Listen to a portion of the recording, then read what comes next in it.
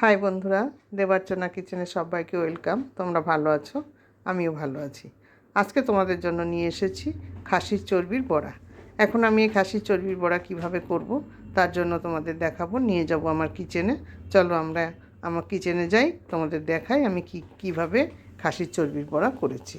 দেখতে পাচ্ছ আমি এখানে একটা থালার মধ্যে নিয়ে নিয়েছি লঙ্কা কুচি, পেঁয়াজ কুচি, রসুন কুচি আর ওই চর্বিগুলো একটু কুচিয়ে নিয়েছি। এবার আমি একে একে কী দেবো দেখো। প্রথমে আমি দিয়ে দিচ্ছি একটু লবণ, একটু হলুদ, আর দেবো এর মধ্যে একটু বেসন দিচ্ছি।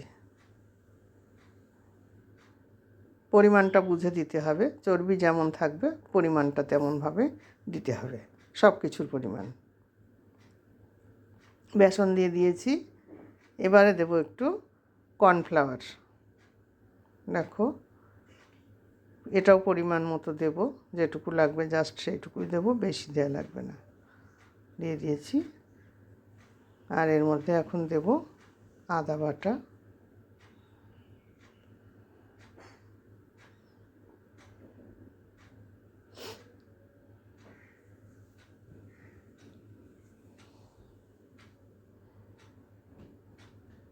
দিয়ে দিচ্ছি একটু জিরে বাটা। এবার আমি একসঙ্গে এগুলোকে সুন্দর করে মেখে নেব।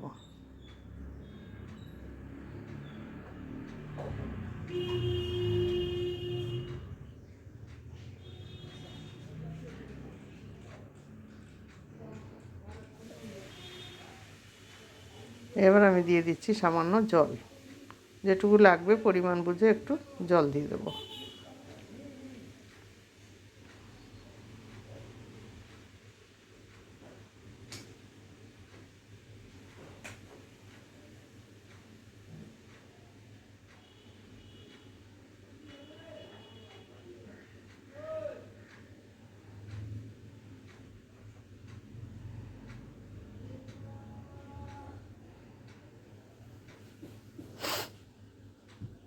ভালো করে এটাকে মেখে না নিলে বড়াটা সুন্দর হবে না, এই জন্য আমি এটাকে সুন্দর করে মেখে নিচ্ছি। যদি জল লাগে আর একটু দিয়ে দেবো, নাহলে দেবো না।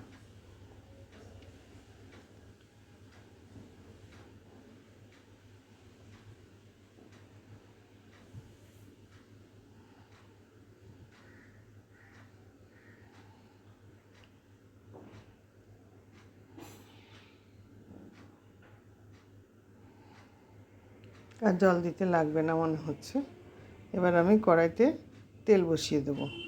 তেল দিয়ে দিচ্ছি। তেলটা গরম হতে যেটুকু টাইম, সেটুকু একটু দেরি করতে হবে। তেল আমার প্রায় গরম হয়ে এসছে। আমি এখন একে একে এই বড়াগুলো ছাড়বো তেলের মধ্যে।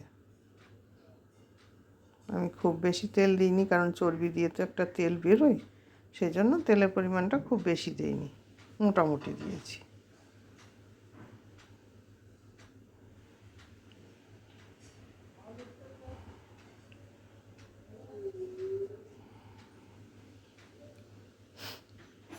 একে একে আমি বড়াগুলো সব ছেড়ে দিচ্ছি, দেখতে থাকো। খাসির চর্বি দিয়ে অনেক কিছু রান্না করা যায়। খাসির চর্বি দিয়ে ছোলার ডাল করা যায়, খাসির চর্বি দিয়ে আলুর দম করা যায়, খাসির চর্বি দিয়ে ঘুগনি করা যায়, অনেক কিছুই করা যায়। তা আমি আজকে করলাম খাসির চর্বি দিয়ে বড়া। এটা খেতে বেশ ভালোই লাগবে।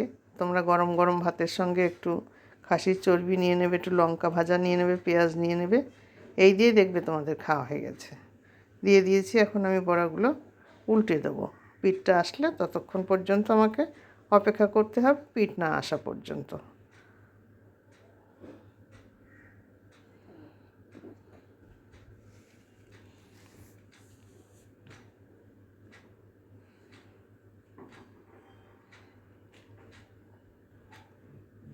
এবার আমি উল্টে দিচ্ছি।